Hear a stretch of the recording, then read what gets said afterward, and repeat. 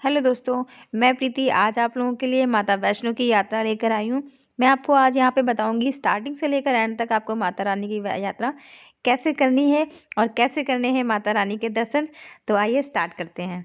ये वीडियो खासकर मैंने उन लोगों के लिए बनाई है जो कि ट्रेन से यात्रा करना चाहते हैं।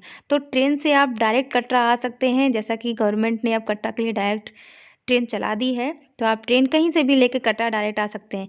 ये देखिए, ये है कटरा का स्टेशन। स्टेशन काफ़ी अच्छा बना हुआ है। जैसा कि आपको पता है कि कोविड की सिचुएशन चल रही है, तो इस केस में जैसे ही आप स्टेशन पे उतरेंगे, आपको 2 लाइनों में विभक्त कर दिया जाएगा। एक लाइन जिनके पास दोनों कोविड वैक्सीन की सर्टिफ़िकेट है और दूसरा जिनके पास सर्टिफ़िकेट अवेलेबल नहीं है। इस केस में आपको डरने की ज़रूरत नहीं है। आप इसमें आरटीसीपीआर लेके जा सकते हैं। अगर वो भी आपके पास नहीं है, तो वहाँ पे आपका टेस्ट तुरंत की तुरंत कर रहे हैं वो, तो ऐसी कोई परेशानी वाली कोई बात नहीं है। चलिए आगे चलते हैं। बस स्टेशन के लिए अब आपको आगे जाना है। वहाँ पे जाके आपको वैष्णो देवी के लिए पर्ची कटवानी होती है। वहाँ पे काउंटर्स बने हुए हैं। वहाँ से आप फ्री में एक पर्ची कटवा सकते हैं, अपना आधार कार्ड दिखा करके। ये पर्ची ऑनलाइन भी कटती है, मैं आपको डिस्क्रिप्शन में इसकी डिटेल दे दूँगी। चलिए आगे चलते हैं। अब यहाँ से आपकी यात्रा स्टार्ट हो जाती है। आप यहाँ से एंट्री तक के लिए आप बाई ऑटो भी जा सकते हैं, या पैदल भी जा सकते हैं। वहाँ से छोटे-छोटे से रास्ते हैं, जिनसे आप पैदल जाके वहाँ एंट्री तक पहुँच सकते हैं। मैं यहाँ पे आप देख रहे हैं, मैं यहाँ पे एंट्री कर चुकी हूँ और एंट्री करके मैं अंदर आ चुकी हूँ। मैंने वहाँ पे अपनी पर्ची दिखा दी है। अपने जो मैंने जो लगेज लिया हुआ था वो मैंने वहाँ पे चेक करवा लिया है। अब इसके बाद मैंने यात्रा स्टार्ट कर दी है। मैं आपको इसमें बताना चाहूँगी कि आप जब स्टेशन से उतरते हैं, तो स्टेशन से बस स्टैंड जो है वो 3 किलोमीटर के अराउंड है। तो आप पैदल भी आ सकते हैं, आप वहाँ से ऑटो भी कर सकते हैं। वो आपकी श्रद्धा के ऊपर आप कैसे आना चाहेंगे। बाकी मैक्सिमम लोग वहाँ से जो यंग हैं वो सब पैदल ही आते हैं, तो पैदल का एन्जॉयमेंट थोड़ा अलग होता है। प्लस आप जब एंट्री स्टार्ट करेंगे, आपको वहाँ से भी घोड़े, खच्चर मिल जाएँगे, पालकी मिल जाएँगी। आप उनके थ्रू भी आ सकते हैं। चलिए ये है मेरा प्रथम चरण, जो जहाँ से यात्रा की शुभारंभ होता है। अब यहाँ आप माता रानी के दर्शन करके यात्रा की शुरुआत कर सकते हैं। इसके बाद जब आप आगे चलेंगे तो आपको बाण गंगा मिलेगी। आप बाण गंगा में भी स्नान कर सकते हैं, या फिर माता रानी के ऊपर भवन पे भी जाके स्नान कर सकते हैं। जैसा आपको ठीक लगे आप वैसा कर सकते हैं। दूसरा, जब भी आप यहाँ जाएँगे तो ज़्यादा कपड़े-वपड़े लेके मत जाइएगा। अगर जाते हैं तो नीचे होटल लेके, या तो आप वहाँ पे एक जोड़ी कपड़े ही कैरी करके ऊपर जाइएगा, जहाँ पे जब आपको नहाना हो तो आपको चेंज करना हो बस।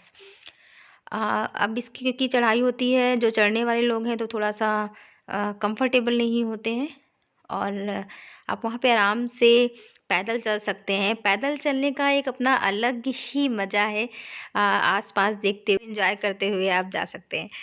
बाणगंगा से आगे जो हम जाते हैं वो अर्धकुँवारी के लिए प्रस्थान करते हैं। ये अर्धकुँवारी के लिए हर जगह गवर्नमेंट ने पिट्ठू और पालकी के लिए कुछ काउंटर बनाए हुए हैं, जहाँ पे निर्धारित जो है प्राइस वो निर्धारित किया गया है, जो फिक्स्ड है। आप इनके थ्रू ही जाइए तो आपको ज़्यादा पे नहीं करना पड़ेगा। जो डिसाइडेड है गवर्नमेंट से, वो उसी के थ्रू आप जाइए। नेक्स्ट है अर्धकुँवारी के लिए रास्ता आप देख सकते हैं। जगह-जगह पे मेंशन हो रखा है, सभी जगह इमरजेंसी कॉन्टैक्ट नंबर मेंशन है। यहाँ पे कोई दिक्कत होती है तो आप इन लोगों को कॉल कर सकते हैं, कॉल सेंटर का नंबर भी दिया हुआ है। खाने के लिए यहाँ पे कढ़ी चावल, राजमा चावल ज़्यादातर मिलते हैं यहाँ पे। इसके बाद हम चलते हैं आगे। ये देखिए, मैं आपको दिखा रही हूँ, इसमें कुछ सिर्फ पालकी के प्राइस जो है वो वेट के अकॉर्डिंग डिसाइड किए हुए हैं कि भवन हिमकोटी से जाने के लिए कितना प्राइस है, सांची छत से जाने के लिए क्या प्राइस है, और आपका अर्धकुँवारी जाने के लिए क्या प्राइस है। ये जो आपका वेट होता है उसके अकॉर्डिंग उन्होंने पालकी का रेट जो है वो गवर्नमेंट ने डिसाइड कर रखा है। तो आप इनसे ज़्यादा किसी को भी पे मत कीजिए, जो भी है आप काउंटर से ही टिकट कटवाइए इसकी। अब हम पहुँचते हैं अर्धकुँवारी। ये है अर्धकुँवारी। अर्धकुँवारी पहुँच के आप वहाँ सबसे पहले अपनी टिकट कटवा लीजिए, और उसमें नंबर चेक कर लीजिए। अगर नंबर आपका ज़्यादा देर में आने वाला है तो आप एक बार वहाँ से सिक्योरिटी से कंफर्म कर सकते हैं कितना टाइम लगेगा नंबर आने पे। उसके अकॉर्डिंग आप वहाँ पे स्टे भी कर सकते हैं। और अगर आपके पास समय नहीं है तो आप सबसे पहले जाके माता रानी के दर्शन कर लीजिए भवन के। उसके बाद यहाँ पे भैरवनाथ के दर्शन करते हुए वापस आके यहाँ दर्शन कर सकते हैं। यहाँ थोड़ी भीड़ ज़्यादा रहती है तो नंबर थोड़ा लेट ही आता है आपका। अब मैं यहाँ पे भवन पे पहुँच चुकी हूँ, वहाँ से सीधा रास्ता है। मैं आपको ये बताना चाहूँगी कि आप हिमकोटी के रास्ते से आइएगा, क्योंकि सांची छत का जो रास्ता है वो बहुत खड़ा रास्ता है और थोड़ा-सा वहाँ थकावट आपको ज़्यादा हो जाएगी, तो आप हिमकोटी के रास्ते भवन की तरफ प्रस्थान कीजिएगा। ये भवन है और यहाँ पे आप स्नान कर सकते हैं, स्नान की पूरी व्यवस्था है। इसके आगे आपको अपना सामान कुछ भी लेके आएँ हैं वो अलाउ नहीं है लेके जाना, इवन मोबाइल तक अलाउ नहीं है। तो यहाँ आपको लॉकर मिलेगा, आप लॉकर में अपना सारा सामान रख लीजिए। लॉकर की सुविधा बिल्कुल फ्री है, आप वहाँ पे लॉक लगाइए और माता रानी के दर्शन कीजिए। उसके बाद आप दर्शन करने के बाद आप सीधे वहाँ से भैरवनाथ के लिए आ सकते हैं। खाने के लिए वहाँ होटल भी हैं, आप कुछ खाना हो तो आप वहाँ पे खाना खा सकते हैं, ब्रेकफ़ास्ट कर सकते हैं और कुछ रास्ते में वैसे भी आपको बहुत सारी चीज़ें मिलती रहती हैं, तो खाने-वाने की कोई इतना इश्यू नहीं है।